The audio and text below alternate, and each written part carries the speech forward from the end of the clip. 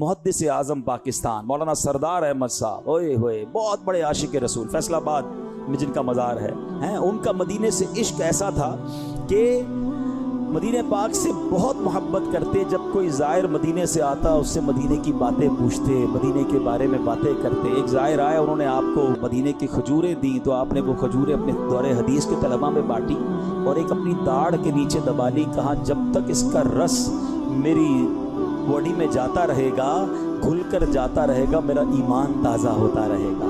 ایک بار مدینے گئے تو واپسی کے وقت اپنے ناخن اور بال مدینہ مبارکہ میں دفن کر دیے اور نبی پاک سے عرض کیا، یا رسول اللہ مدینے میں مرنا تو میرے اختیار میں نہیں ہے، البتہ اپنے جسم کے کچھ حصے آپ کے شہر میں دفن کر کے جا رہا ہوں، ہم غریبوں کے لیے حضور یہ بھی غنیمت ہے۔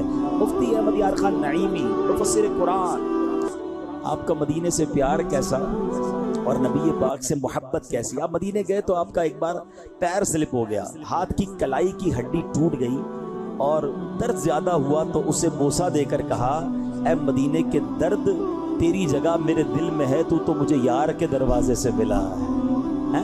وہاں لوگ کہتے ہیں مجھے یہ تکلیف ہو گئی تو پیر چھل گئے تو جناب چھالے پڑ گئے تو مدینے گیا تو گرمی بہت ہے، ارے وہ کہہ رہے یہ درد مدینے کا ملا، یہ تو دل میں جگہ ہے۔ شاعر کہتے ہیں نا، یہ زخم ہے طیبہ کا یہ سب کو نہیں ملتا، کوشش نہ کرے کوئی اس زخم کو سینے کی۔ مدینہ تو ایسا ہے جن کو نہیں سمجھ آتی نہیں سمجھ آئے، مگر سچی بات یہ ہے کہ آج بھی کسی عاشق کی بے شک آنکھوں پہ پٹی باندھ دو، ناک عشق رسول والی ہونی چاہیے، وائرس نہیں ہونا چاہیے۔ آیا تھا نا تھوڑے دنوں پہلے ایک وائرس، سونگنا بھی، اسمیل بھی نہیں ہوتی تھی، ذائقہ بھی نہیں ملتا تھا۔ کچھ لوگوں کا وائرس زندگی بھر چل رہا ہوتا، ان کو نہیں آتی ایسی خوشبو ہے۔ عشق رسول والی ناک ہونا، آج بھی کسی عاشق کو مدینے لے جاؤ آنکھوں پہ پٹی باندھ کر، وہ مدینے میں داخل ہو کے بتا دے گا فضا کچھ اور ہے، ہوا کچھ اور ہے، یہ باتیں ہی بتائیں گی، یہ ہوائیں بتائیں گی۔ شاعر کہتے ہیں نا، عرصہ ہوا طیبہ کی گلیوں سے وہ گزرے ہیں،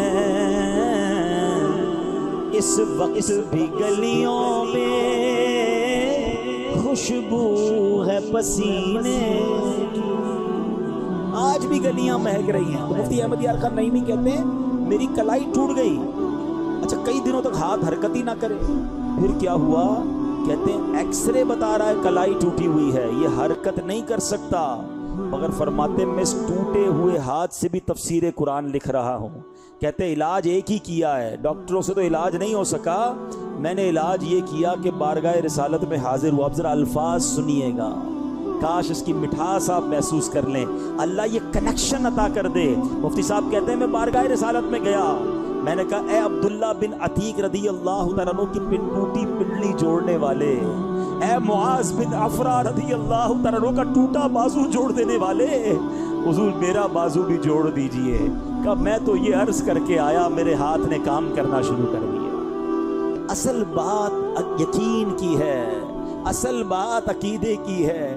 جس کو یہ کنیکشن نصیب ہو گیا نا، وہ کہتے ہیں آنکھ والا تیرے جوبن کا تماشا دیکھے، آنکھ بھی تو چاہیے نا، آنکھ والا تیرے جوبن کا تماشا دیکھے، دیدائے کور کو کیا آئے نظر کیا دیکھے۔